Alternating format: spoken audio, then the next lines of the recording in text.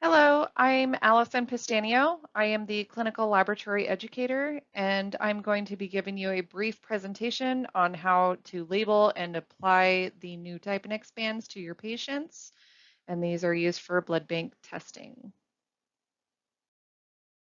A couple of things to mention here. The new Typenex bands are much larger than the old ones. And the reason why we have these new Typenex bands is because the current ones that we are using are no longer in production. So this is what we have been given from the manufacturer as a replacement for them.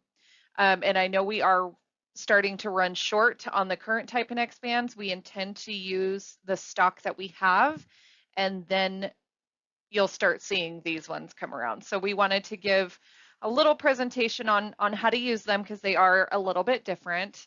A couple things to point out here, which I made some call outs here. So on the left side of the picture, you can see that white flap kind of coming off, and I pulled that out and tried to separate it so you could at least see what it was. But one cool feature that these bands have is that they have a protective shield on them, and that's what that white little flap is there. It's actually an adhesive underneath. You just peel off that white protector and it reveals a shield. So once you have labeled the white area on the handwritten side where it says date, time, initials, patient name, ID/date of birth, when you have that all completed, that's what you would peel off and label your pink top tube with.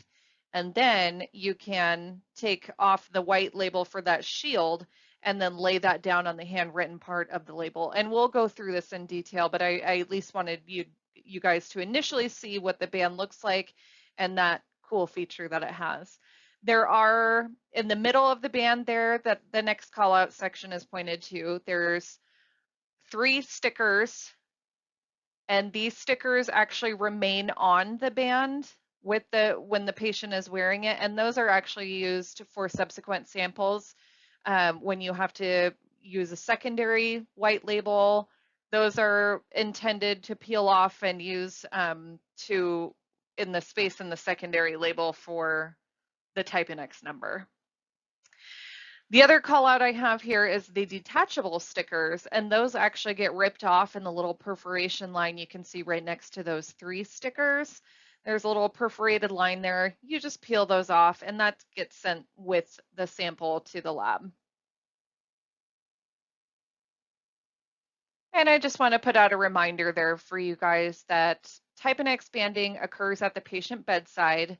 You still have to have all the following required information: the patient's name, which is written last name, comma, first name, their date of birth, the date, time, and initials of the draw. Those are all required fields.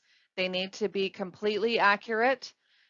Otherwise, they will be rejected. You'll have to redo it. Testing is the exact same as the old requirements for the Typenex banding, remains exactly the same. Any type and screen orders, blood bank holds, things like that that require Typenex banding, still exactly the same. Okay, so here's the new Typenex band. This is replacing the old skinnier version of the Typenex band. Those are no longer in production. Kaya is helping me here go through this. So you can see it has several different parts. It's a lot larger. So we're gonna go through the process. We're using our handy dandy little phlebotomy arm here for training. So his name is CareFusion 14. So on the band, one of the things you will notice when you first start using them, there is spelled out areas for date, time, patient name, and ID and date of birth. So Kaya is just gonna verify from the patient, this is all happening at bedside, transcribe the information.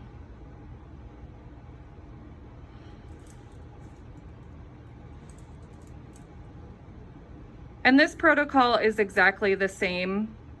The tests that are required are the same for Typenex. Nothing as far as procedure has changed. It's only the band that is different. So please label everything at patient bedside, verify spelling of the patient's name, their date of birth, all the contents that go onto the Typenex band. Please, if you can, verify with the patient that it's accurate and correct before you send it down to the lab.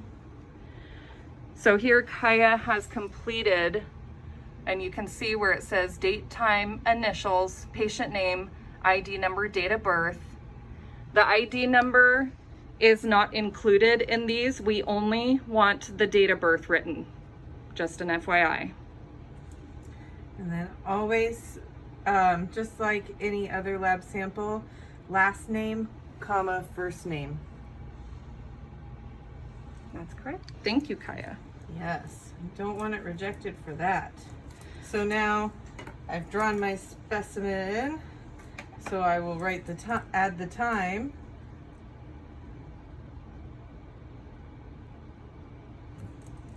And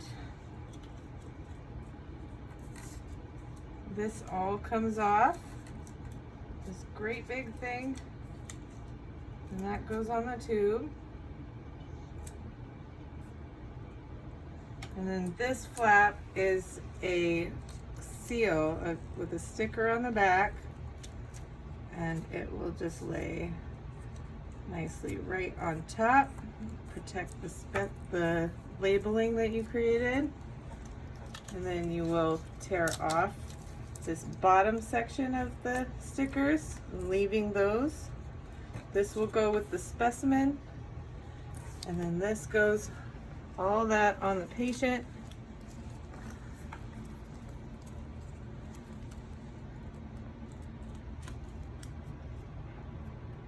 Now, always leaving a couple of fingers of room. It snaps right on. Snaps shut.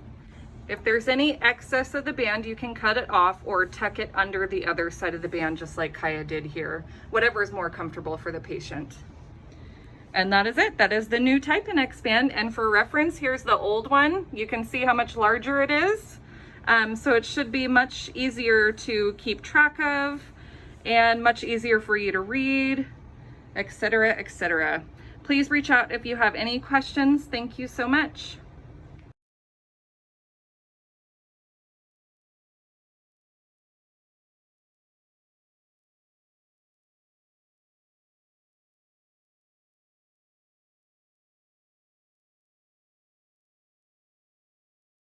I hope the video was helpful for you guys. And to wrap this up, I did want to include a picture of a completed armband with the sample and the stickers. So on the bottom part of the picture is an example of a completed armband with all the required information.